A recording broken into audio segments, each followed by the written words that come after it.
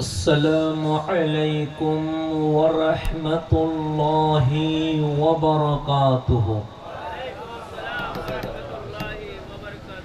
أعوذ بالله من الشيطان الرجيم. بسم الله الرحمن الرحيم.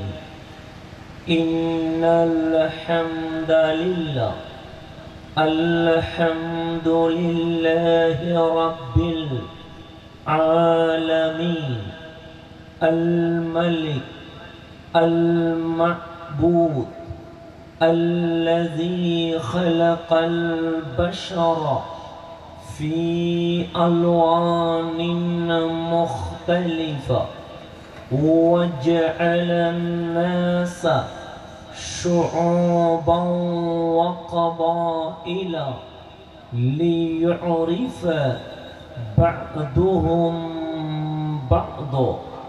وصلاة ربي وسلامه الأتمان الأكملان على من تنور به الوجود سيدنا ونبينا ورؤوفنا ورحيمنا رسول الله الذي أرسله الله للناس كافة بشيرا ونذيرا وسراجا منيرا ورحمة للعالمين وأسوة للخلق جميعا وشفيعا لهم في الدنيا والآخرة. وعلى آله الأطهار وأصحابه الأخيار وأتباعه الأبرار إلى يوم الدين. সবাই মাহফিলের শুরুতে দয়াল নবীজির মুহাব্বতে দরুদ শরীফ পাঠ করবেন। আল্লাহুম্মা সাল্লি আলা নাবিয়ানা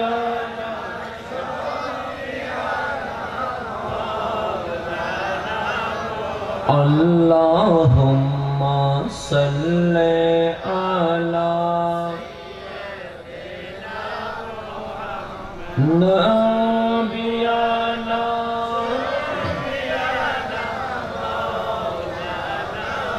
হাসবি রাব্বি জাল্লাল্লাহু মা ফি কলবি নূর মুহাম্মদ লা ইলাহা লা ইলাহা ইল্লাল্লাহ লা ইলাহা সুবহানাল্লাহ ওয়ালহামদুলিল্লাহ লা ইলাহা লা ইলাহা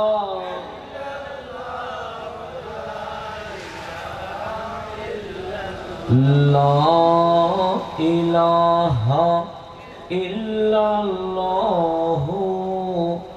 মুহাম্মাদুর রাসূলুল্লাহ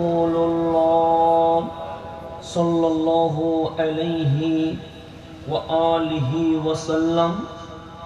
শিকলবাহা ক্রসিং এলাকাবাসী ও প্রবাসীদের আয়োজনে অলিকুল সম্রাট সুলতানুল আরিফিন গৌসে মুখতার হুজুর আল্লামা শাহ সুফি আব্দুল মালিক মহিউদ্দিন আল কুতুবি আল আজমি রহমতুল্লাহি আলাইহি বাবাজান কিবলার ৮তম বার্ষিক ফাতিহা শরীফ ও মিলাদ মাহফিলের সদরে জলসা মেহমান আলা আজকের মাহফিলের মধ্যমণি কুতুব শরীফ দরবারের সম্মানিত সাজ্জাদানশীন মালিক শাহ বাবাজির শাহজাদা আলহাস শাহ সুফি জিল্লুল করিম মালিকি আল কুতুবি মুদ্দা জিল্লুহুল আলী। এতক্ষণ ধরে যিনি তাকরীর পেশ করেছেন আলহাস হাফেজ মৌলানা মুহাম্মদ আব্দুল কালাম চিস্তি সাহেব, উপস্থিত আছেন মৌলানা কবির আহমদ সাহেব, নাত পরিবেশন করেছেন স্নেহের আহমদ উল্লাহ তকি। আজকের মাহফিলের সম্মানিত সভাপতি আমাদের মেম্বার জনাব নুরুল ইসলাম সাহেব সহ উপস্থিত সম্মানিত উলামাই کرام, মেহমান বৃন্দ, বিশেষ করে যিনারা আজকের মাহফিলকে সৌন্দর্য করেছেন, আল্লাহ প্রেমিক, নবী প্রেমিক, ওলি প্রেমিক সম্মানিত শ্রোতা মণ্ডলী, আমার সালাম গ্রহণ করবেন। আসসালামু আলাইকুম ওয়া রাহমাতুল্লাহি ওয়া বারাকাতুহু। আলহামদুলিল্লাহ, আমাদের চট্টগ্রামে ঈদের মৌসুমে মাহফিল হয় না, চিটাগাংয়ের বাইরে হয়, কিন্তু চট্টগ্রামে ঈদের সময়ে মাহফিল সচরাচর দেখা যায় না। কিন্তু আজ কর্ণফুলীর জমিনে আমাদের ঈদের আনন্দের ভেতরেও আল্লাহ এবং রসুলের প্রেমে, অলি আল্লাহর প্রেমে আমার শিকলবহা ক্রসিং এলাকাবাসী এক নবী প্রেমের বাগান সাজিয়ে দিয়েছেন। আল্লাহ যেন এই প্রেমকে কবুল করে নেন। আমি জিল্লুল করিম বাজিকে বলেছিলাম যে আপনি পরে আসেন, আমি আগে মাহফিল সেরে নিই। তো জিল্লুল বাজি বলছেন আমি আপনার সাথে যাব। আমি বললাম আমার সংকোচ লাগবে, একজন আওলাদে ওলিকে বসায়া মাহফিল করা এটা স্বাভাবিক বিষয় না। আর এমন আল্লাহর ওলির শাহজাদা যাকে মানে না এরকম মানুষ আমি দেখি নাই। অনেক জায়গায় মতানৈক্য আছে, আমি মানি উনি মানে না, আপনি মানেন আমি মানি না, এরকম অনেক মতপার্থক্য আছে না? নাই, আছে। কিন্তু মালিক শাহ বাবাজিকে যারা ওলি মানে না তারাও ওনাকে মানে।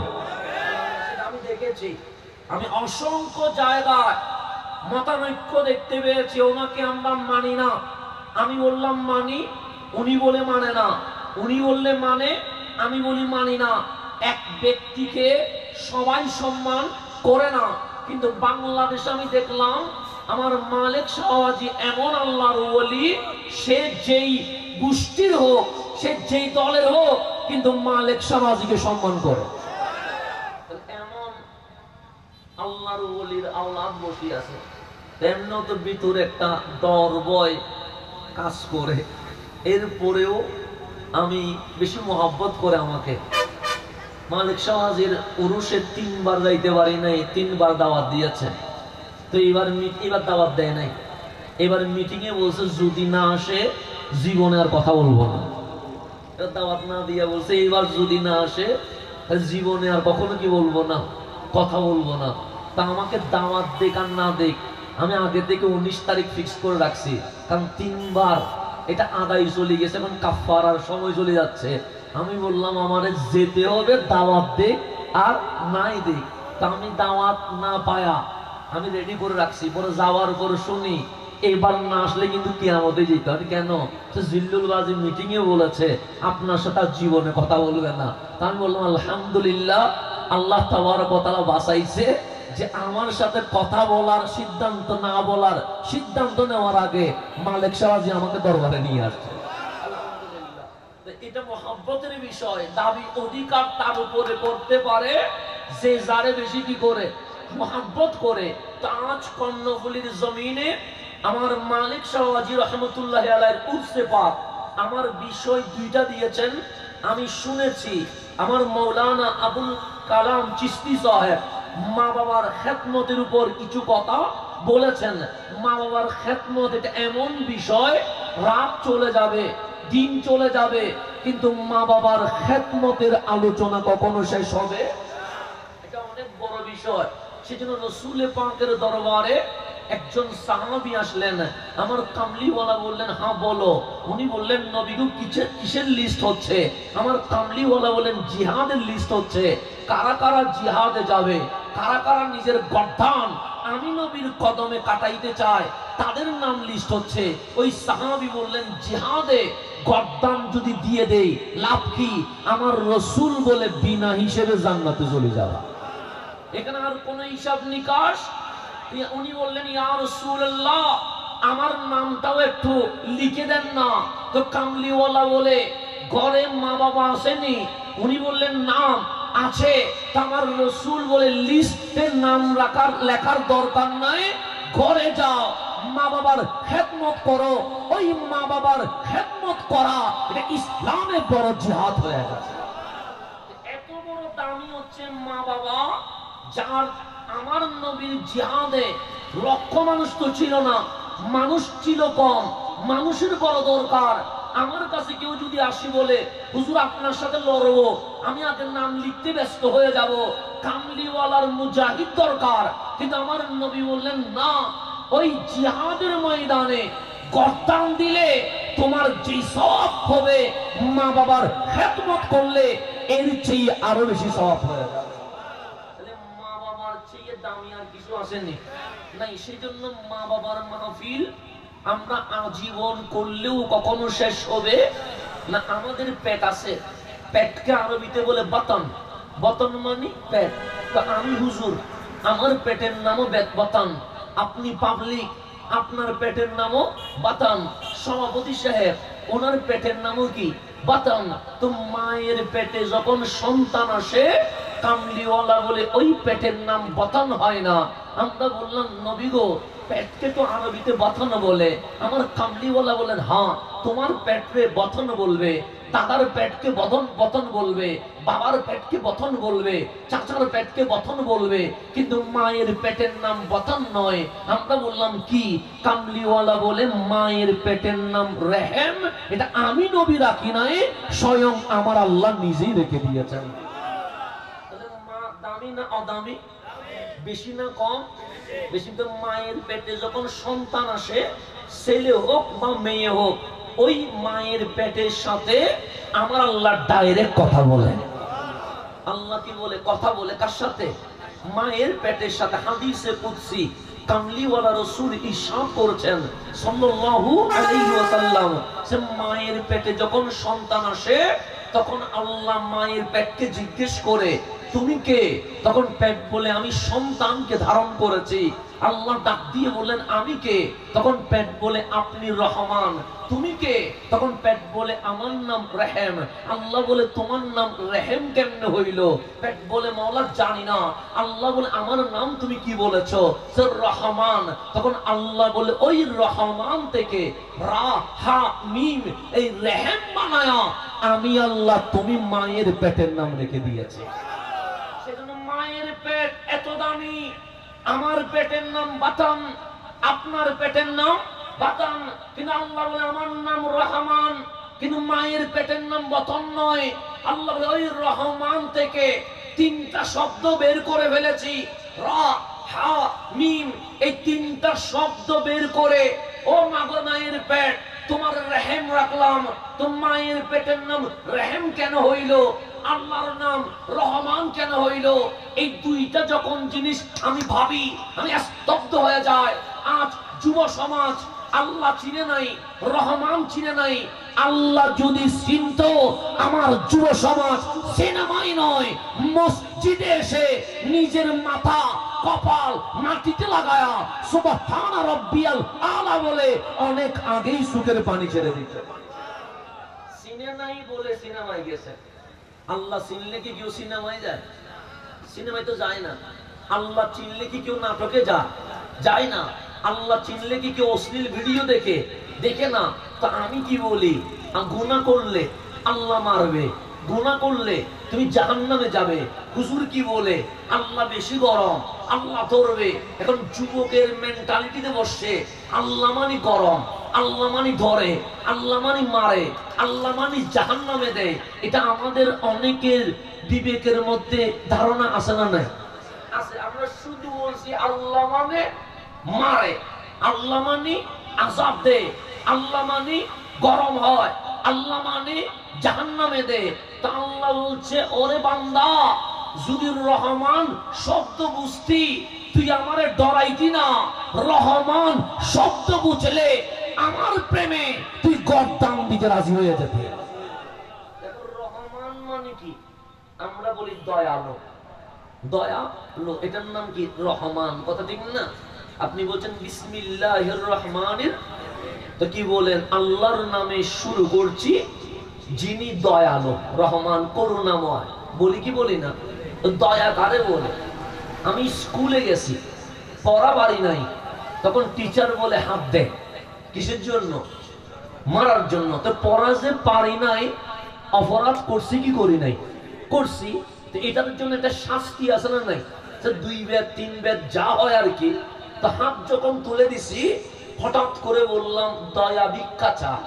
দয়া ভিক্ষা মানে কি? আমি যে পড়া শিখলাম না, দোষ যে করেছি, এটার বিনিময়ে যে মাইর পড়বে, এটা যদি মাফ করে দেয়, এটার নাম দয়া। আমার ভুলের জন্য আমার বাবা দৌড়ায় আসছে, আমি বললাম বাবা দয়া ভিক্ষা চায়। কেন? যে দোষ করছি, আমার শাস্তি হচ্ছে ঘর থেকে বের করে দেওয়া। আমার বাবা যদি বের না করে, এটার নাম কি? দয়া। তো আমরা বললাম রহমান, রহমান মানে দয়ালু। তো দয়া যদি বলি, অর্থ 50% হয়, কিন্তু 100% কখনো হয় না। আপনি বলেন কেমনে? তা আল্লাহ বলে মায়ের পেটের নাম কি? আমরা বলি মালিক রহিম। আমার নাম কি? আমি বলি মালিক রহমান। তুই যে মায়ের পেটে এসেছিস, মায়ের কি কষ্ট হচ্ছে? আমরা বললাম মালিক বড় কষ্ট হচ্ছে, আমরা 10-20 গ্রাম পাথর রাখতে পারি না, কিন্তু আমার মা 1.5-2 কেজি মানুষ রেখে দিয়েছে। আল্লাহ বলে তুই কি জিন্দা না মরা? আমি বললাম মালিক জিন্দা। তো আমরা মায়ের পেটে আসি না নাই? আছি। এখন আমার মা রান্না করছে দাঁড়ায়া দাঁড়ায়া, হঠাৎ করে আমি অথবা আপনি মায়ের পেট থেকে মারে লাথি একটা মেরে দিয়েছি। এখন বলেন মা কি আদর পাইছে না ব্যথা পাইছে? ব্যথা পাইছে। মা দাঁড়ানো থেকে ছেলে বা মেয়ের পায়ের লাথির কারণে পেট ধরে বসে গেছে। কথা ঠিক না? সুখের মধ্যে পানি জমে গেছে। এখন বলেন আমরা যে মায়ের পেটের ভেতর থেকে মারে লাথি মারলাম, দোষ করছি কি করি নাই? করছি। তা আমি কি মায়ের পেট থেকে জীবনে বলছি মারে আমার ভুল হয়েছে মাফ করে দে? এটা বলছি? বলি না। এখন বলেন লাথি মারার আগে আমার মা আমার যতটুকু মহব্বত করত, লাথি মারার পর আমার মায়ের মহব্বত আরো কোটি গুণ বাড়ে গেছে। আমি লাথি যখন মারি নাই, তখনও আমার মা আমারে ভালোবাসে, কিন্তু যেদিন আমার মা রান্না করছে, আমি লাথি একটা মেরে দিলাম, আমার মা ব্যথা পাইছে, পেট ধরে নিচে বসে গেছে, ব্যথায় চোখের পানি চলে এসেছে, কিন্তু মহব্বত কমে নাই, মহব্বত আগের চেয়ে কোটি গুণ বেড়ে গেছে। শীতকালে মায়ের ঘুম ভেঙে দিছি পেটের ভিতর থেকে, মহব্বত বাড়ছে না কমছে? বাড়ছে। এখন আমার 10 মাস 10 দিন হয়ে গেছে, আজ ডেলিভারির সময় এসেছে। আমি যদি এখানে কাউরে ঘুষি মেরে রক্ত বের করে দিই, ও জীবনে আমার সাথে কথা বলবে? ওর সাথে আমার সন্ধি হবে, বন্ধুত্ব হবে, আজীবন ঘৃণা করবে। তা আজকে যখন মায়ের পেট থেকে বের হব, আমার মা জানে এই সন্তান জন্ম দিতে গেলে আমার মারে হয়তো বা দুনিয়া ছেড়ে চলে যেতে হবে। জানে কি জানে না? সেই প্রস্তুতি নিয়ে তো আমার মা শুয়ে গেছে। আমার বাবাকে বলেছে ছেলে হোক মেয়ে হোক, আমার সন্তান যেন কষ্ট না পায়। আমি বের হওয়ার সময় ঘুষি মারলে 2 ফোঁটা রক্ত পড়বে, হয়তোবা 1 শিশি রক্ত পড়বে, কিন্তু আমি যখন বের হলাম মায়ের শরীরের সম্পূর্ণ রক্ত বের করে ফেলেছি। এখন বলেন মায়ের মহব্বত বাড়ছে না কমছে? বাড়ছে। আমার যখন দুনিয়ায় বের হলাম মায়ের মহব্বত বাড়ছে। তা আল্লাহ বলে রহিম মানি তুমি লাথি মেরেছো, মহব্বত কমে নাই, বেড়ে গেছে। তুমি ঘুমাইতে দাও নাই, মহব্বত কমে নাই, বেড়ে গেছে। তুমি মায়ের শরীরের সম্পূর্ণ রক্ত নিয়ে জমিনে বের হয়েছো, মায়ের মোহাব্বত কমে নাই, বেড়ে গেছে। বান্দারে মা যে মোহাব্বত বাড়াইছে, 100 ভাগের 1 ভাগ দিছি, 100 ভাগের 1 ভাগ দিলে এটার রেহেম বলে 99 ভাগ তোকে ভালোবাসার জন্য আমি আল্লাহর কাছে রেখে দিয়েছি। 99 ভাগ যিনি রাখে বান্দারে মাফ করে দেয়, ওনার নাম রহমান হয়ে যায়।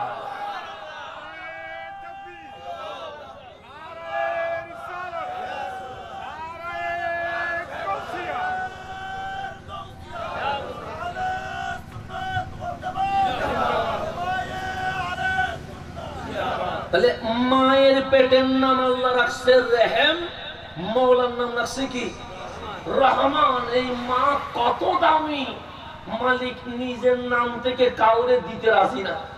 মালিক কি নিজের নাম থেকে কাউরে দিতে রাজি না, সেজন্য তোমার নাম লা শরীক। কিন্তু উনি মায়ের পেটরে বলছে আমি রহমান থেকে রাহা মিম বের করে তোমারে দিয়ে দিছি। কেন? সন্তান সৃষ্টি করা আমি আল্লাহর কাজ হিসেবে নিয়েছি, আর জন্ম দেওয়া আমি মালিক মাকে ডিউটি দিয়ে দিয়েছি। সেজন্য যিনি বানায় ওনার নাম রহমান, যিনি দুনিয়ায় আমারে দেখায় ওনার নাম আল্লাহ বলে রেহেম রেখে দিয়েছে। এখন বলেন মায়ের চেয়ে দামি আর কিছু আসেনি? নাই। বাবার চেয়ে দামি আর কিছু আসেনি? নাই। সেজন্য মা বাবা রাজি হইলে জান্নাত, নারাজ হইলে জাহান্নাম। আমার ভাই যেহেতু বলেছে, আমি অল্পতেই কথা বলে আমার আলোচনার বিষয়বস্তুতে প্রবেশ করছি। কামলিওয়ালা রসুল বলছেন, সাহাবী আমার উম্মত পর্যন্ত বলে গেলাম, মা বাবা তোমাদের জন্য জান্নাত, মা বাবা তোমাদের জন্য জাহান্নাম। মা বাবা জান্নাত, মা বাবা। এখন সাহাবায়ে কেরাম অবাক হয়ে গেছে, নবীগণ নামাজ জান্নাত হয়, নামাজ কখনো জাহান্নাম হইতে? মাদক জাহান্নাম হয়, জীবনে কখনো জান্নাত হইতে?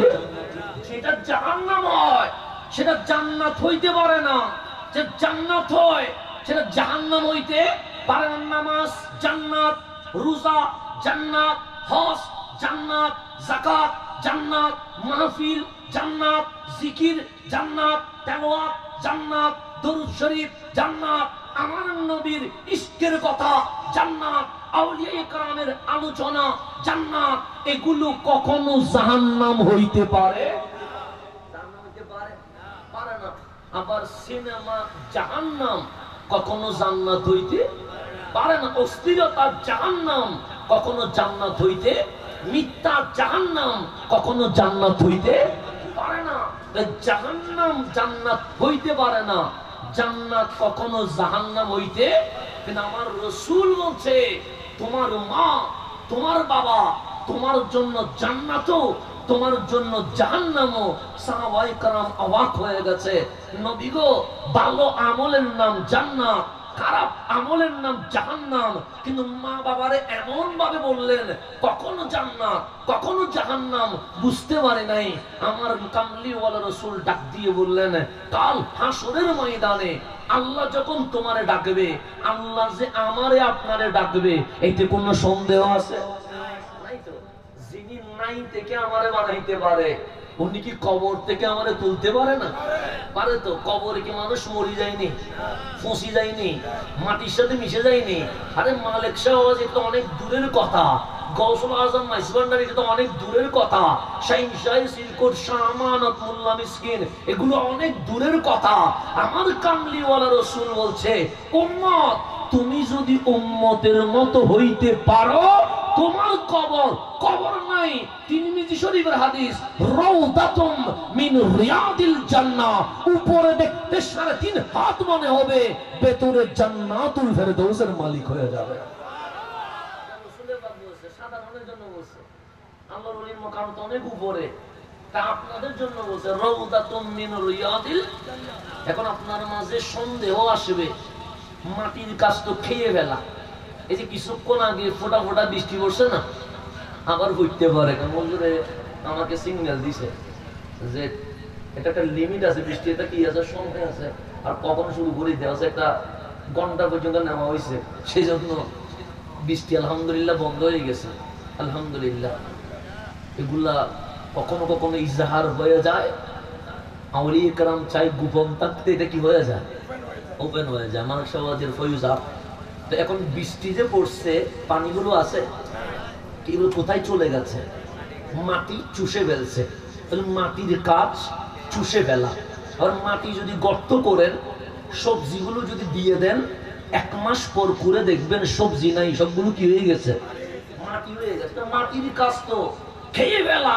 সেই জন্য আমাদের বাংলাদেশে অনেকে বলে মরে গেলে পৌঁছে যায়, মাটির সাথে মিশে যায়।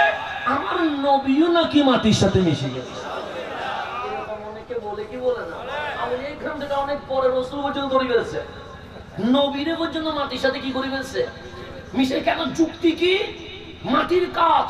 ওই পানি পড়লো, মাটি নিয়ে ফেলেছে, সবজি দিলেন, মাটির সাথে কি হয়ে গেছে, মিশে গেছে। তো যুক্তি বলছে মাটির কাজ নষ্ট করে দেওয়া, মাটি বানায়া ফেলা। তো মরে গেলে মাটি তো হাড্ডি মাংস খেয়ে ফেলবে, খুঁজে পাবে কোত্থেকে? এটা মুসলমানের বিশ্বাস হওয়া উচিত ছিল না। এটা তো নাস্তিকের কথা। নাস্তিকে বলবে মরে গেলে বসি যায়, এটা মুসলমানে বলবে না। এটা বলবে কে? কিন্তু দুঃখজনক কথা হচ্ছে বাংলাদেশের নাস্তিকের কথা দাড়ি টুপিওয়ালারাও বলতে শুরু করছে। যুক্তি দিচ্ছে মাটিতে মিশি যায়, বসি যায়, লড়ি যায়, এরকম অসংখ্য যুক্তি আছে না নাই? এখানে অনেকে যুক্তি দিবে, হুজুর এই ফুলটা আমি মাটিতে দিয়ে দিব, 15 দিন পরে এসে দেখিয়েন। আমি বলবো এটা মাটি হয়ে যাবে। তখন উনি বলবেন এটা যদি মাটি হয়, আপনি মরে গেলেও 6 মাস পর কি হয়ে যাবেন, মাটি হয়ে যাবেন। এরকম অসংখ্য যুক্তি বাংলাদেশে আছে না নাই? এই নাস্তিকের যুক্তি শুনি আপনার এলাকায়ও স্কুল, কলেজ, ইউনিভার্সিটির অনেক স্টুডেন্ট ইসলাম ছেড়ে দিয়েছে। কখনো মাদকে যায়, কখনো সিনেমায় যায়, কখনো বেহায়াপনায় যায়, কখনো কিশোর গ্যাংয়ে যায়, কখনো মারামারিতে যায়, কখনো রক্তপাতে যায়। ওরা যদি জিজ্ঞেস করেন কিরে তোর মরণের ভয় নাই, ও বলবে আরে কিসের ভয়, মরে গেলে তো পচি যায়, মাটির সাথে মিশে যায়, আল্লাহ আমারে খুঁজবে করে। এরকম যুক্তি দেয় কি দেয় না? এরকম আমাদের মুসলমানের অনেক ছেলে ভিতরে ভিতরে ইসলাম কি করে দিয়েছে, ছেড়ে দিয়েছে। মা বাবার ভয়ে জুমার নামাজে যায়, 5 ওয়াক্ত নামাজ না পড়লে তো আমাদের আর কোনো ঝামেলা নাই। মাও জিজ্ঞেস করে না মসজিদে যাস নাই কেন, বাবু বলে না আসরের নামাজ পড়ছস নি, কেউ জিজ্ঞেস করে না। তো শুক্রবারে না গেলে মা চিল্লায়, সেজন্য টুপি একটা দিয়ে কোথায় যায়, মসজিদে যায়। কারে বোঝানোর জন্য? মারে বোঝানোর জন্য। কিন্তু ভিতরে ভিতরে ইসলাম কি করে দিয়েছে, ছেড়ে দিয়েছে। কেন? যুক্তি তো বলতেছে মাটি কি করে ফেলে, খেয়ে ফেলে। তো এই যে যুক্তি দিয়া আমাদের ঈমান নষ্ট করবে, এটা আমার আল্লাহ জানে কি জানে না? জানে তো, আল্লাহ জানে না? আল্লাহ ডাক দিয়ে বলছে বান্দারে তুই কি ডাইরেক্ট আসছস নি? আমি বললাম ডাইরেক্ট আসি নাই। আল্লাহ বলে সূর্য কে বানাইছে? আমরা বলি মালিক তুমি তো বানাইছো। চাঁদ কে বানাইছে? আমি বলি মালিক তুমি তো বানাইছো। আসমান জমিন সমুদ্র কে বানাইছে? আমরা বলি মালিক সব তুমি বানাইছো। আল্লাহ বলে এগুলার কি মা বাবা আসেনি? আমরা বললাম সূর্যের তো মা নাই, চাঁদের তো বাপ নাই, জমিন আসমানের তো মা বাবা নাই। তো আল্লাহ বলে যেই আল্লাহ সূর্য, চাঁদ, জমিন, আসমান মা বাপ সারা বানাইতে পারে, সেই আল্লাহ বান্দারেও মা বাপ সারা বানাইতে পারে। আল্লাহ যদি আমারে বলতো আলমে আরওয়াতে কোন হাসান হয়ে যা, আমি ডাইরেক্ট মানুষ হইয়া আলমে আরওয়া থেকে জমিনে চলে আসতে পারতাম। মাঝখানে আমার মা বাবার কোনো কষ্ট ছিল? ছিল না তো। আল্লাহরে জিজ্ঞেস করেন মালিক আমার মারে এত কষ্ট দেওয়ার দরকার কি? আল্লাহ বলে সাইরে তো পারতাম, কারণ তোরে যে মায়ের পেটে রাখছি, মাটার আগে ধৈর্যশীল বানাইতে হয়েছে, মাটার আগে মা বানাইতে হয়েছে, ওনার সবর দিতে হয়েছে। আমার নাম থেকে রাহামিম বের করে ওনাকে নাম দিতে হয়েছে, তারপরে তো তোরে জন্ম দেওয়া লাগছে। এত কাহিনী করার কোনো দরকার ছিল? এখন বলেন আমাদের ছেলেদের পেটে কি সন্তান রাখা যায়? কিন্তু মায়ের পেটে রাখা যায় কি যায় না? এখন বলেন মায়ের পেট ছোট না বড়? বড় নি? কত বড়? 5 হাত। 1 হাতও তো হবে না। আপনার পেটে 20 গ্রাম পাথর রাখতে পারেন নাই। মায়ের ছোট্ট পেটে আমাকে আপনাকে রাখছে। এখন বলেন, মায়ের পেটে আমরা কি একদিন ছিলাম, 1 ঘন্টা ছিলাম, 1 সপ্তাহ ছিলাম, নাকি 8, 9, 10 মাস ছিলাম? 8, 9, 10 মাস তো ছিলাম। আল্লাহ 1 সেকেন্ডে বাইরে দিতে পারে না? পারে তো। 1 মিনিটে পারে না? 1 ঘন্টায় পারে না? যে আল্লাহ 1 সেকেন্ড, 1 মিনিট, 1 ঘন্টায় পারে, সেই আল্লাহ মায়ের পেটে 10 মাস রাখছে কেন? আল্লাহরে জিজ্ঞেস করেন, মালিক আমার মায়ের পেটে কে আনছে? আল্লাহ বলে, হুয়াল্লাযী ইউসাফফিরুকুম ফিল আরহামি কাইফা ইয়াশা। তিনি আল্লাহই তো আনছে। মালিক 1 সেকেন্ডে তো পারতা। আল্লাহ বলে হ্যাঁ। 1 মিনিটে তো পারতা। আল্লাহ বলে হ্যাঁ। 1 ঘন্টায় তো পারতা। আল্লাহ বলে হ্যাঁ। তো মালিক 10 মাস রাখলা কেন? আল্লাহ বলে, বান্দারে দুনিয়ার হায়াত শেষ হলে কি হয়? আমরা বললাম কুল্লু নাফসিন যায়কাতুল মউত, মরতে হয়। মরার পর কোথায়? কবরে। তো আল্লাহ বলে, মায়ের পেটে কয় মাস ছিলি? 10 মাস। মায়ের পেট বড় না ছোট? আমরা বললাম ছোট। জিন্দা না মরা? আমরা বললাম জিন্দা। মালিক বলে, নাস্তিকের কথা বিশ্বাস করিস না। কবরে গেলে পচে যায় না, মাটির সাথে মিশে যায় না। যেই আল্লাহ জন্মের আগে ছোট্ট মায়ের পেটে তোরে জিন্দা রাখতে পারে, সেই আল্লাহ 3.5 হাত কবরের ভেতরেও জিন্দা রাখতে পারে।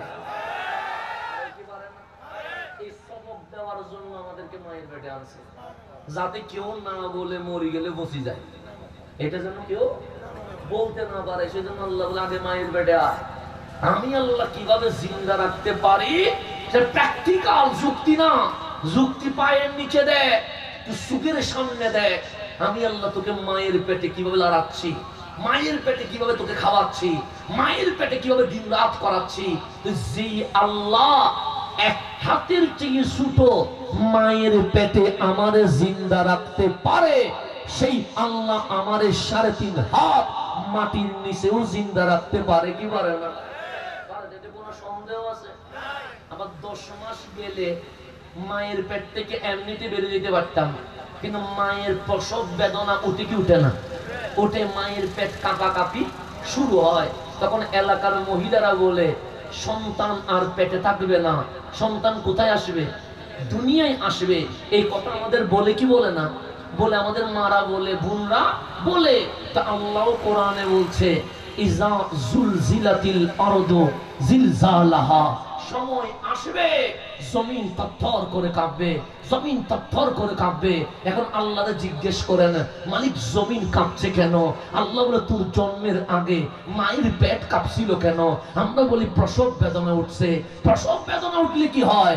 মা আর পেটে রাখে না, আমাদেরকে জমিনে ছেড়ে দেয়। আল্লাহ বলে, আজ ইয়াউমুল কিয়ামা, কিয়ামতের দিন কবরের প্রসব বেদনা উঠছে, কবর কাঁপছে। ওয়াহ রাজাতিল আরদু আসকালাহা, কবর একটা মায়ের পেট। প্রসব বেদনা যখন উঠে গেছে, কবর তোমার রাখবে না, কবর তোমারে ধরে আমি আল্লাহর সামনে দাঁড় করাইয়া দিবে। তাহলে এখানে পালানোর কোনো সুযোগ আছে নি? বাংলাদেশ থেকে আমেরিকায় চলে যেতে পারবেন, কবর থেকে কোথায় যাবেন? মালয়েশিয়ার ভিসা লাগাইতে পারবেন না, পারবেন না তো।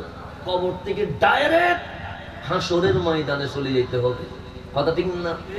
এমন কোন আমল আছে যে আমল মালিককে দেখাইতে পারবে? এমন কোন ইবাদত আছে যে ইবাদত মালিককে খুশি করে দিতে পারবে?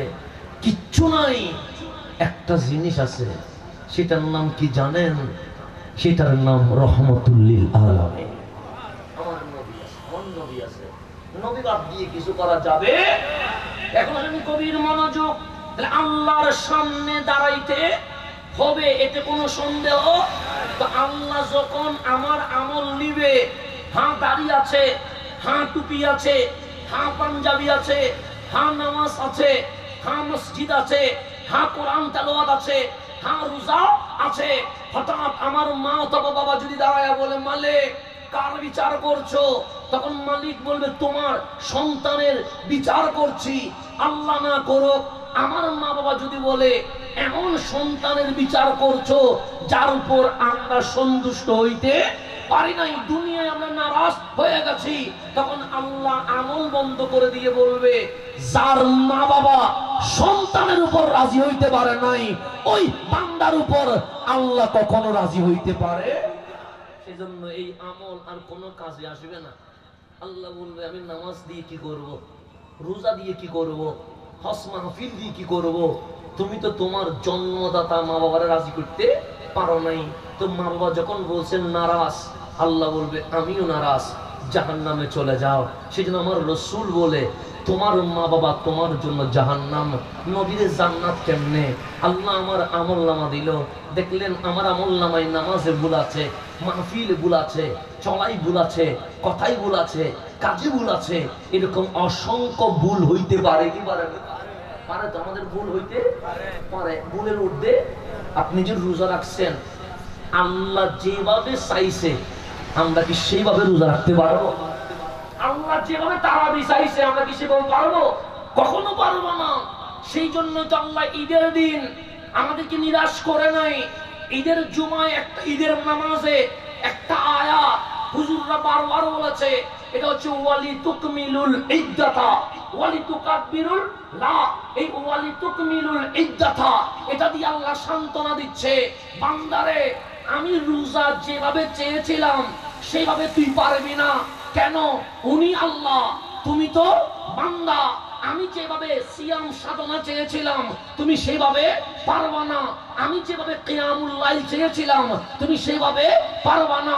আমি যেভাবে তারাবি, তেলাওয়াত কোরআন, জিকির, আজকার, দরুদ, সালাম চেয়েছিলাম সেভাবে তুমি পারবে? তুই ঈদের জামাতে যখন গেছেন, হঠাৎ মাইন্ড বলছে সকাল থেকে রাত পর্যন্ত 12-13 ঘন্টা না খায়া রাখছি, হয়তো আমার রোজা কবুল হয় নাই। কেন? আল্লাহ যেভাবে চেয়েছে সেভাবে তো হওয়া সম্ভব না। হয়তো আমার তারাবি হয় নাই। কেন? আল্লাহ যেভাবে চেয়েছে সেইভাবে তো হয় নাই। আমার তাহাজ্জুদ লাইলাতুল কদর হয় নাই। কেন? আল্লাহ যেভাবে চেয়েছে সেইভাবে তো হয় নাই। তা আল্লাহ কোরআনে বলছে লিতুকমিলুল ইদ্দাতা, বান্দারে তুই পারবি না আমি যেভাবে চেয়েছিলাম, তাহলে কি করব? আল্লাহ বলে লিতুকমিলুল ইদ্দাতা, সংখ্যা পরিপূর্ণ কর। যেই 29 দিন 30 দিন যে রোজা ফরজ করেছি এটা আদায় কর। তুই সংখ্যা যদি পরিপূর্ণ করিস আমি আর ভুল ত্রুটি দেখবো না। তোর রোজা, সিয়াম, কিয়াম আমি আল্লাহ কবুল করে ফেললাম। এটা হচ্ছে ঈদের দিনের পুরস্কার। শুধু সংখ্যা কি করবি, যে তুকমিলু পরিপূর্ণ করবি। ইদ্দা মানে সংখ্যা। এই যে চাঁদ উঠলো, আবার কিসের ঈদের চাঁদ উঠলো, এই যে মাঝখানে সংখ্যা গেল, আল্লাহ বলে এই সংখ্যাটা পরিপূর্ণ করছস নি? আমি বলছি মালিক করছি, রোজা রাখছি, তারাবি পড়ছি, কিয়ামুল লাইল করছি, লাইলাতুল কদর করছি। আল্লাহ বলে আমি যেভাবে চেয়েছিলাম সেটা তুই পারবি না, কারণ তুই বান্দা, আমি মাবুদ। সংখ্যা যে পরিপূর্ণ করছস, একটা কাজ কর, লিতুকাব্বিরুল্লাহ আলামা হাদাকুম, আমি আল্লাহ যে হেদায়েত দিছি এইটার জন্য তাকবীর পড়। সেজন্য জুমার ময়দান, ঈদের নামাজের ময়দানে খতিব সাহেব বারবার আল্লাহু আকবার, আল্লাহু আকবার, লা ইলাহা ইল্লাল্লাহ, ওয়াল্লাহু আকবার, আল্লাহু আকবার, ওয়ালিল্লাহিল হামদ। তাকবীর পড়ে কি পড়ে না? কেন তাকবীর পড়ে? এই কারণে তাকবীর পড়ে, আল্লাহ যে ঘোষণা দিয়েছে তুমি যদি সংখ্যা পরিপূর্ণ করো আমি আল্লাহ তোমার আমল কবুল করে ফেলবো।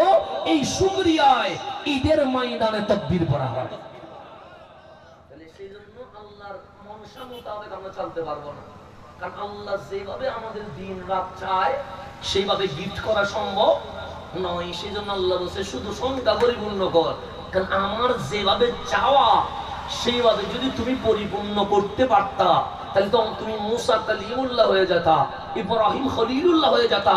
কিন্তু এই দুনিয়ায় মুসা কয়টা হবে? এটা দুইটা হওয়া কখনো সম্ভব নয়। খলিল কয়টা হবে? একটাই হবে। এটা কখনো দুইটা হওয়া। তো কালিম যদি বেমিসাল হয়, খলিল যদি বেমিসাল হয়, আপনার হাবিবুল্লাহ কখনো মিসাল হইতে পারে না, সেটা কখনো সম্ভব নয়। তাহলে আমি বলছিলাম আমার আমলে অনেক ভুল থাকতে পারে, এতে কোনো সন্দেহ। তা আমার মা বাবা যাওয়ার সময় বলছে মালে কার বিচার করছো? তখন মালিক বলছে তোর ছেলের বিচার করছি। তখন মা বাবা যাওয়ার সময় বলছে সন্তান বড় ভালো, রাজি হয়ে গেছে। আল্লাহ বলে আর আমলের ত্রুটি দেখার দরকার নাই, যার উপর মা বাপ রাজি হয়ে গেছে তার উপর আমি রহমানও রাজি হয়ে গেছে। বিনা হিসেবে জান্নাতে চলে যাও। আমার রাসূল বলেছেন মা বাবা তোমার জান্নাত, মা বাবা তোমার জাহান্নাম। তো জান্নাত আমার ঘরে, জান্নাত আমার ঘরের ভেতরে। সুতরাং জান্নাত থাকতে জান্নাতের মূল্যায়ন করতে হবে কি হবে না? সেজন্য মা বাবা বৃদ্ধাশ্রমে নয়, মা বাবাকে গালিগালাজ নয়, ওয়াবিল ওয়ালিদাইনে ইহসানা, একদম মরণ পর্যন্ত মা বাবার সাথে সব আচরণ করতে হবে। জালালউদ্দিন সুয়ুতি বলে ইহসানা দুনিয়া নয়, মরণের পর তুমি সর্বদাই জিয়ারতের মাধ্যমে, জিয়াফতের মাধ্যমে, দান সৎকারের মাধ্যমে মা বাবার কবরে ইসালে সওয়াব পৌঁছাতে থাকবা। এটাও ওয়াবিল ওয়ালিদাইনে ইহসানার ভিতরে পড়ে যাবে। আল্লাহ যেন আমাদেরকে মা বাবার খেদমত করার তৌফিক নসিব করে। আমি সময় যেহেতু দ্রুত যাচ্ছে, আমি যুবকদের জন্য কয়েকটা কথা বলে আমার জিলুল বাজিকে দিয়ে দিব। যুবকদের জন্য এখন বর্তমানে ফিলিস্তিনের গাজায় মুসলমান রক্তে লাল হয়ে গেছে। এখন ফিলিস্তিনের জন্য যখন কাঁদছি, তখন পাশের দেশে হিন্দুস্তানে, ভারতের মধ্যে মুসলমানরা রক্তে লাল হয়ে যাচ্ছে। যেন ফিলিস্তিন এখন আর দূরে নয়, ফিলিস্তিন আমার কাছে চলে আসছে। কথা ঠিক না? চতুর্দিকে মুসলমান কি খাচ্ছে? মায়ের খাচ্ছে। মায়ের খাচ্ছে না এমন কোন জায়গা নাই। তো কেন কাঁদছি? এ আমার যুব সমাজ, আমার বিষয় বর্তমান যুব সমাজ। কেন কাঁদছি? এই জিনিসটা কেন, এর জবাব বের করতে পারি নাই বিদায় 200 কোটি মুসলমান হওয়ার পরেও এই বিশ্বের মধ্যে আমরা নির্যাতনের শিকার। বাংলাদেশে কক্সবাজারের এরিয়ায় রোহিঙ্গা সমস্যা আছে না? নেই? আছে। কিছু রোহিঙ্গা বাংলাদেশে ঢুকছে। এখন বাঙালিরা বলছে রোহিঙ্গাদেরকে কি করে দেন, ওদের দেশে পাঠাই দেন। কেন? ওদের জনসংখ্যা এত বেশি, বাংলাদেশের জন্য হুমকি হওয়ার সম্ভাবনা আছে। আচ্ছা, রোহিঙ্গারা মুসলিম না অমুসলিম? মুসলিম। তো ওরা এই অবস্থা কেন ওদের? ওরা কেন আজকে বাংলাদেশে আশ্রয় নিতে হচ্ছে? আবার আমাদের বাঙালিদেরকে আবেদন করতে হচ্ছে দ্রুত মায়ানমারে পাঠিয়ে দাও, আমার দেশের জন্য পূজা হয়ে গেছে। একজন রোহিঙ্গা হিসেবে জন্ম নেওয়ার পরে আফসোস করছে আমি কেন রোহিঙ্গা পরিবারে জন্ম নিলাম। চতুর্দিকে লাঞ্ছনা। কথা ঠিক না? আরাকানের ইতিহাস পড়ে, মানে মায়ানমার ইতিহাস। এই রোহিঙ্গারা এক সময়ে পুরা মায়ানমার শাসন করছে। এখন রাজা কি হয়ে গেছে? প্রজা হয়ে গেছে। রাজার এখন কিনে কোন অধিকার? এই মায়ের রোহিঙ্গা যারা আছে তাদের বাপদাদারা আরাকান চালাইতো, শাসন করত। মায়ানমার মুসলমানের কি ছিল? অধিপত্য ছিল। কিন্তু আজ রাজার ছেলেগুলো এমন অসহায় হয়ে গেছে, দেশ ছেড়ে বাংলাদেশে আশ্রয় নিতে বাধ্য হয়েছে। কারণ কি? কারণ দোষ কার? আমার। আমি আমার রাজত্ব ধরতে না পারলে আমরা তো অন্য জায়গায় চলে যেতে হবে। তাহলে ভুল আমাদের আছে না? নেই? আছে। আজকে যে ফিলিস্তিন মার খাচ্ছে, ইসরায়েল কারা? চতুর্দিকে যখন মার খাইছে, গায়ে কাপড় পর্যন্ত নাই, অর্ধ উলঙ্গ এই ইহুদিগুলো ফিলিস্তিনের কাছে ভূমি ভিক্ষা চাইছে। আমাদেরকে একটা আশ্রয় দাও, খাইতে দাও, থাকতে দাও, অন্তত জমিনে, খোলা জমিনে কেনে শুইতে পারি ব্যবস্থা করে দাও। সেদিন ফিলিস্তিনের মানুষ তাদেরকে কি করছিল? আশ্রয় দিয়েছিল। আজকে যারা আশ্রয় দিয়েছিল তাদেরকে বোমা মেরে রক্তে লাল করে দেওয়া হচ্ছে। আমরা ছিলাম রাজা, আমরা হয়ে গেছি প্রজা। না, প্রজা হইলে তো মোটামুটি থাকার অধিকার ছিল। প্রজা থেকে আরো বেশি নিকৃষ্ট দাস হয়ে গেছে। কথা ঠিক না? এখানে আমাদের ভুল আছে না? নাই? বর্তমান মুসলমানের সংখ্যা 200 কোটি। কম না বেশি? বেশি না, কোটি। গণা যায় 200 তো। আর ইসরায়েলে 80 লাখ। কয় লাখ? 80 লাখে মারছে কাতে? কয়শোকে? 200 কোটি রে, কোটি রে মারছে। 100 না, 200 কোটি রে। 80 লাখ। এইদিকে কত? 200 কোটি। 200 কোটি দৌড় দিলে তো 80 লাখ খুঁজি পাওয়ার কথা ছিল না। 80 লাখের সামনে আমরা কি হয়ে গেছি, জিম্মি হয়ে গেছে। কেন? আমার যুবকদেরকে বলবো, এখানে আমাদের মেসেজ রয়ে গেছে, আসেন বদরের জমিনে চলে যান। একদিকে বদরে 1000 মানুষ দাঁড়ায় আছে, অন্যদিকে 313 জন দাঁড়ায় আছে। 1000-এর নাম মুশরিক, 313 জনের নাম আমার নবীর সৈনিক। একদিকে 313, একদিকে কত? 313। ওদের কাছে তরবারি নাই। 1000 মুশরিকের কাছে কি আছে? তরবারি আছে। 313 তাদের খাবার নাই, এদিকে উটের ফ্রাই করে খাবার খাচ্ছে। 313 ওদের মাঠটা বালি, আর 1000-এর মাঠটা শক্ত। যখন আবু জেহেল নেতৃত্ব দিয়েছে, তখন আমেরিকা বললে, রাশিয়া বললে, চীন বললে, জাপান বললে, রোম পরাস্য ছিল। ওই রোম পরাস্য বলছে, আবু জেহেল ভয় নাই, আমরা তোমাদের সাথে আছি, আমরা তোমাদের সাথে। এখন যদি বলে ফিলিস্তিন মারিকাই কেন, আপনি বললেন আমেরিকা আমাদের সাথে নাই, রাশিয়া আমাদের সাথে নাই, চীন আমাদের সাথে নাই, হিন্দুস্তান আমাদের সাথে নাই। তো সেই দিন ওই বদরে চলে যান, 1500 বছর আগে আমার নবীর পক্ষে কেউ নাই। আছে রোম, আছে পরাস্য, আছে কেউ নাই। সবাই বলছে আমরা আবু জেহেলের পক্ষে। তখনও মিডিয়া ছিল, তো এরকম ছিল না আর কি। তখন আন্তর্জাতিক মিডিয়া বলছে মুসলমান হেরে যাবে, মুশরিক জিতে যাবে। কেন? মুসলমানদের যুদ্ধের কোনো ট্রেনিং নাই। আমার নবী তো মারামারি শিখায় নাই, আমার নবী তো মাফ করে দেওয়া শিখাইছে। রহমতের নবী, ওদের ট্রেনিং নাই। আবু জেহেলদের ট্রেনিং আছে। মুসলমানের অস্ত্র নাই, আবু জেহেলদের অস্ত্র আছে। মুসলমানদের খাবার নাই, আবু জেহেলদের খাবার আছে। মুসলমানরা দুর্বল, আবু জেহেলরা সবল। মুসলমানদের কোনো সাপোর্ট নাই, আবু জেহেলদের রোম পরাস্য সহ সবার সাপোর্ট আছে। ফলাফল কি? সে মুসলমান যদি হেরে যায়, তাদের নবী শহীদ হয়ে যাবে। তাদের নবী যদি শহীদ হয়ে যায়, কোরআন খুঁজে পাওয়া যাবে না। কোরআন যদি খুঁজে পাওয়া না যায়, কালিমা পাওয়া যাবে না। কালিমা যদি পাওয়া না যায়, আল্লাহ নাম পাওয়া যাবে না। পৃথিবীর জমিন থেকে স্থায়ীভাবে ইসলাম কিয়ামত পর্যন্ত মুছে যাবে। এটা হচ্ছে ইন্টারন্যাশনাল নিউজ, আন্তর্জাতিক নিউজ। তো সাহাবায়ে কেরামের কাছে নিউজ পৌঁছে গেছে। এইরকম নিউজ পাইলে শক্তি বাড়ে না কমে? কমে যায়। কারণ যখন রেজাল্ট হয়ে গেছে যে আমরা হেরে যাব, আর সামনে যাওয়া যাবে? সাহাবায়ে কেরামের চেহারা লাল হয়ে গেছে, চোখের মধ্যে পানি জমে গেছে। আমার রসুল ডাক দিলেন, সাহাবী আমার, যুদ্ধের ময়দানে কাঁদা মানে দুর্বলতার লক্ষণ। তোমরা যেভাবে চোখের পানি ছেড়ে দিয়েছো, মুশরিক বাহিনী শক্তি পাবে, তারা আনন্দে উল্লাসিত হবে। যুদ্ধের ময়দানে কাঁদে না, সংখ্যায় কম হলেও বাঘের মতো গর্জন দিতে হয়। তখন আমার নবীর সাহাবীরা বলছে, ছিলাম তো শক্ত, কিন্তু আন্তর্জাতিক নিউজ আমাকে দুর্বল করে ফেলেছে। আমার রসুল বলেন, কি লিখেছে? সে হেডলাইন হচ্ছে মুসলমান হেরে যাবে, মক্কার মুশরিক জিতে যাবে। ওরা যদি জিতে যায়, আমাদের অস্তিত্ব থাকবে না। আমার নবী নিউজ শুনে নিজে চোখের পানি ছেড়ে দিয়েছে। আল্লাহর ডাক দিলেন, হাবিব 313 জন কাঁদছে, এখন দেখি আপনিও কাঁদছেন, কাঁদলে কি যুদ্ধে জিতা যায়? হাবিব বলেন, মালিক কাঁদবো না কেন? রেজাল্ট বের হয়ে গেছে। সে রেজাল্ট কি বের হয়েছে? আন্তর্জাতিক নিউজ হয়েছে, মুসলমান হেরে যাবে, মুশরিক জিতে যাবে। তা আল্লাহ ডাক দিয়ে বললেন, হাবিব আন্তর্জাতিক নিউজ হয়েছে, কিন্তু কোরআনী নিউজ হয় নাই। কান্না করার দরকার নাই। আজ আমি আল্লাহ কোরআনী নিউজ করব। আল্লাহ ডাক দিলেন, হে মুসলমান কিসের ভয়? হে মুসলমান কিসের পেরেশান? আমি আল্লাহ বলছি, লা তাহিনু ওয়ালা তাহজানু, টেনশন করো না, পেরেশান হইও না।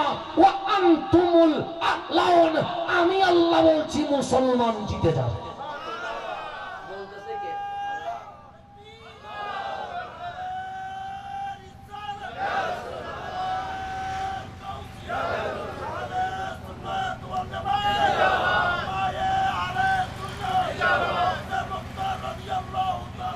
জিন্দাবাদ। তাহলে জিতবে কে? মুসলমানে বলছে কে? এখন সাহাবায়ে কেরাম শুনলেন, ওয়া আনতুমুল আ'লান, জিতবে সিদ্দিক আকবর, জিতবে ফারুক আযম, জিতবে ওসমান যুন্নুরাইন, জিতবে মাওলায়ে কায়নাত মাওলা আলী কাররামাল্লাহু ওয়াজহা রাদিয়াল্লাহু তাআলা আনহুম জিতবে সাহাবী আনসার মুহাজির। এখন সাহাবায়ে কেরামের কাছে প্রশ্ন, নবীর অস্ত্র তো নাই, অস্ত্র তো ওদের হাতে, নবীর সাপোর্ট তো নাই, রোম পরাশ্ব তো ওদের হাতে, নবীর খাবার নাই, খাবার তো ওদের হাতে, জিতবো কেমনে? আল্লাহ বলে মুসলমান জিতার জন্য ক্ষেপণাস্ত্র লাগবে না, মুসলমান জিতার জন্য আমেরিকা রাশিয়ার সাপোর্ট লাগবে না, মুসলমান জিতার জন্য খাদ্য অবস্ত্র লাগবে না। তখন মুসলমান জিজ্ঞেস করছে, মওলা জিতবো কেমনে? আল্লাহ বলে ইন কুনতুম মুমিনিন, বুকে হাত দিয়ে দেখো ঈমান আছে কিনা। বুকে যদি ঈমান নিয়া মাঠে নামতে পারো, আমি আল্লাহ তোমাদেরকে জিতাইয়া দিয়ে দেব। তাহলে ঈমান থাকলে জিতবে মুসলমান, এটা ঘোষণা কার? আল্লাহ। ইন কুনতুম মুমিনিন, যদি তোমরা কি হও? মুমিন হও। তাহলে আমরা যদি মুমিন হই, আল্লাহ বলে অস্ত্র বোমা সাপোর্ট কিছুই লাগবে না। কেন? ওদের পক্ষে যদি বিশ্ব হয়, তোমাদের পক্ষে আমি আল্লাহ আছে, আমার হাবিবুল্লাহ আছে। সুতরাং আল্লাহ এবং রসুল যেখানে বিজয় সেখানে। আজকে ফিলিস্তিনে মারিকা, আজকে মায়ানমারে মারিকা, আজকে হিন্দুস্তানে মারিকা, আজকে ইয়ামান রাশিয়া লেবাননে মারি খায়। কেন? তাহলে বোঝা যাচ্ছে যেটারে আল্লাহ ঈমান বলছে ওই ঈমান আমাদের বুকে নাই। এখন যুব সমাজ ঈমান কোথায় খুঁজবা, এটাই তো মূল কথা। তো ঈমান কি? আন-নবিয়্যু আওলা বিল মুমিনিনা, আন-নবিয়্যু আওলা বিল মুমিনিনা মিন আনফুসিহিম। ঈমান কারে কয়? তোমার জানেরও আগে যদি আমার কামলিওয়ালা রসুল বুকে থাকে, এটারে মুমিন বলে। আজ সমগ্র বিশ্বে কখনো আমার নবীরে মরা বলে, আমার নবীরে পোষা বলে, আমার নবীর শানে বিয়াদবি করে, নারীর সালত বাদ দিয়ে কামলিওয়ালার শান মান ইজ্জতের উপর আঘাত করে মুসলমানের অন্তর থেকে যখন নবী বের হয়ে গেছে, এখন ইসরায়েল আমেরিকা হামলা করা সহজ হয়ে গেছে। এই কারণে যেতে হবে, যেই নবী বের হয়ে গেছে গাউসে মুখতার, সেই রসুলকে আবার বুকে ফিট করার কাজে লেগে গেছে। এটা লাগবে আল্লাহর ওলির দরবারে, এটা ওলির দরবারে, এটাই ডিউটি চলছে ওলির দরবারে। সেই জন্যই তো হামেকা ভাঙতে চায়, মাসার ভাঙতে চায়, দরবার ভাঙতে চায়। কেন? কারণ ওইগুলাতে বুকের মধ্যে সফটওয়্যার মদিনা বসিয়ে দেওয়া হয়। নবী যদি ঢুকি যায় আর কেউ আক্রমণ করতে পারবে না, পারবে না। এই রসুলের মেশিন সফটওয়্যার মদিনা, এটা ঢুকানোর জন্য যারা গৌসিয়তের দায়িত্ব নিয়ে বসে আছে, ওনাদের মধ্যে যিনি গৌসে মুখতার, উনি আমাদের বাবা মালিক সাহেব আছেন। ওলির দরবার লাগবে কি লাগবে না? সেখানে যুব সমাজকে বলবো, লঙ্গরখানার সাথে সম্পর্ক রাখবেন, খানেকার সাথে সম্পর্ক রাখবেন, সালেহীন আল্লাহর ওলিদের সাথে কি রাখবেন? সম্পর্ক রাখবেন। তখন দেখবেন ওই লঙ্গরখানায় খেদমত থাকলে মানুষকে কিভাবে খাওয়াইতে হয় সেটা শিখা যায়, জিকির কিভাবে করতে হয় সেটা শিখা যায়, নামাজ কিভাবে পড়তে হয় সেটা শিখা যায়। আমি একবার না বলে মালিক সাহেবের দরবারে গিয়েছিলাম দুপুর বেলা, জিলুলবাজি ছিল না, আমি গেছি জিয়ারতে আর কি। যখন নিতে যায় তখন আর মেহমানদারি কি আশা করা যায়? আমার নিজের কাজে যাচ্ছি, আমি যদি বলি জিলুলবাজি আমরা 12 জন আসতেছি, খামারের ব্যবস্থা করে, এটা বিয়াদবি না? আমি চলে গেছি, জিলুলবাজি খবর পাইছে পরে দরবারে বলছে বলতে মেহমানদারি করো। আমি ওইদিকে যাই না, আমি বলছি দরবারে কিছু লাগে দেখি। জোহরের টাইম, নামাজ শেষ, লঙ্গরখানার খাবার শুরু হয়ে গেছে। কথা ঠিক না? আমি আপনাদের সাথে বসে খাইছিলাম, যারা গেছে আর কি। লঙ্গরখানা চলছে, কত মানুষ বসে আছে, এতগুলো মানুষের আয়োজন করছে, চেহারার মধ্যে কোনো মলিনতা আছে নাই, উৎসাহ। লঙ্গরখানার খাবার চলছে, কোত্থেকে খাবার আসছে আর কোত্থেকে মেহমান কাটছে, এটার কোনো হিসাব। এই যে রসুলের দরবার হচ্ছে মেহমানের দরবার, এগুলা চলে। এখান থেকে প্রেম শিখানো হয়। কার প্রেম? রহমতুল্লিল আলামিনের প্রেম। সেজন্য যুব সমাজ আবার ফিরে আসতে হবে কোথায়? শাহজালালের কদমে ফিরে আসতে হবে, শাহ পরানের কদমে ফিরে আসতে হবে, 360 বারে ওলিয়ার কদমে ফিরে আসতে হবে বাবাজি মালিক শাহ দরবারে, ফিরে আসতে হবে গৌসুল আজম মাইজভান্ডারির কদমে, ফিরে আসতে হবে শাহিন শাহী কুলের কদমে। আবার যদি ওলির কদম ধরে আমার নবীর লাব্বাইক ইয়া রাসূলুল্লাহর পতাকা নিতে পারে, তাহলে ইসলামের বিজয় চলে আসে।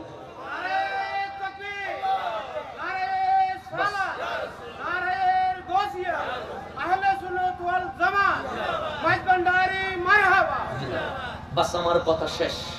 আমি কুতুব শরীফ দরবার শরীফের পক্ষ থেকে, কুতুবদিয়া দরবার শরীফের পক্ষ থেকে, বিশেষ করে শাহজাদা আল হাস শাহ জিল্লুল করিম মালিকি আল কুতুবি মুদ্দাজিল্লাহ আলীর পক্ষ থেকে হুজুর আমাকে হুকুম করেছেন, ফিলিস্তিনের মুসলমান রক্তে লাল হয়ে গেছে, কথা ঠিক না?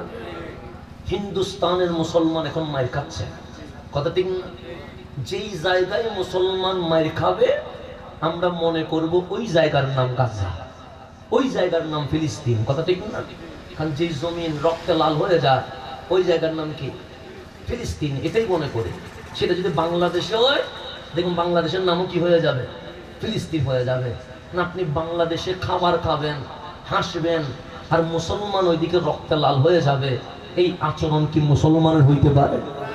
আমাদের বিছানায় বাউন্ডারি ক্রস করতে পারছি না, কিন্তু অন্তত ফিলিস্তিনের মুসলমান, হিন্দুস্তানের মুসলমান, তাদের এই দুঃসময়ে অন্তত সাপোর্ট দেওয়ার প্রয়োজন আছে কিনা? আগামী 26শে এপ্রিল, কত এপ্রিল? 26শে এপ্রিল ঢাকা সরোয়ার্দী উদ্যানে সকাল 9 ঘটিকা আমরা দেখিয়ে দিব যে বাংলাদেশও এক খণ্ড ফিলিস্তিন, আমরা মুসলমানের পক্ষে আছি। তা আমি জিল্লুল করিম মালিকি আল কুতুবি মুদ্দাজিল্লাহ আলীর পক্ষ থেকে আপনাদেরকে 2টা দাওয়াত দিব। কয়টা দাওয়াত? 1 নম্বর, আমাদের শিকলবাহা ক্রসিং এলাকাবাসী একটা বাস ঠিক করবেন। কোথায় যাওয়ার জন্য? ঢাকা যাওয়ার জন্য আপ ডাউন একটা বাস ঠিক করবেন। ওই বাসে উঠে বাস পুরায়া ঢাকায় চলে যাবেন। 26 তারিখ আমাদের আলহাজ শাহজাদা জিল্লুল করিম আল কুতুবি উনিও থাকবেন, আমরাও থাকবো ইনশাআল্লাহ। ওনারা থাকবেন রাহাবার, আমরা থাকবো খাদেম, ঠিক আছে না? আল্লাহ যেন সবাইকে একসাথে হয়ে মুসলমানের পক্ষে জোর আওয়াজ তোলার তৌফিক নসিব করে। আমি এতক্ষণ বসে রাখছি, সেই জন্য জিলুল বাজির কদমে মাফ চেয়ে এখানেই বিদায় নিচ্ছি। আসসালামু আলাইকুম ওয়া রাহমাতুল্লাহি ওয়া বারাকাতুহু।